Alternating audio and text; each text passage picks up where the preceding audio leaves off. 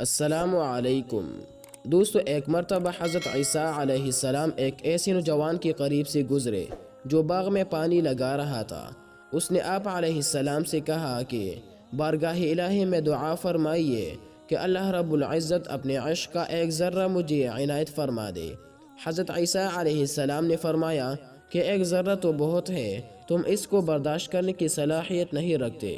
اس نے کہا کہ صرف نصف ذرہ ہی عطا فرما دے۔ اس پر حضرت عیسیٰ علیہ السلام نے پروردگار عالم سے دعا مانگی، یا اللہ اسے اپنے عرش کا نصف ذرہ رحمت عطا فرما دے۔ یہ دعا مانگنے کے بعد دوستو آپ وہاں سے تشریف لے گئی۔ کچھ عرصہ بعد پھر اسی راستہ سے آپ علیہ السلام کا گزر ہوا اور اس جوان کے بارے میں دریافت کیا تو لوگوں نے بتایا کہ وہ تو دیوانہ ہو گیا ہے اور پہاڑوں پر چلا گیا ہے۔ حضرت عیسیٰ علیہ السلام نے پروردگار عالم سے دعا مانگی، یا اللہ اس جوان سے میرا سامنا کر دے۔ پھر آپ علیہ السلام نے دیکھا کہ وہ جوان پہاڑ کے ایک چوٹی پر کھڑا ہو کر آسمان کی طرف دیکھے جا رہا ہے۔ آپ علیہ السلام نے اسے سلام کیا لیکن اس نے کوئی جواب نہ دیا۔ آپ علیہ السلام نے اس سے فرمایا کہ تم مجھے نہیں جانتے، میں عیسیٰ علیہ السلام ہوں۔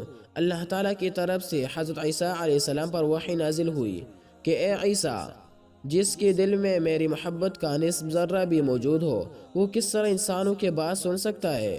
مجھے قسم ہے اپنے عزت و جلال کی، اگر اسے آرے سے چیر کر 2 ٹکڑے بھی کر دیا جائے تو اسے احساس تک نہ ہوگا۔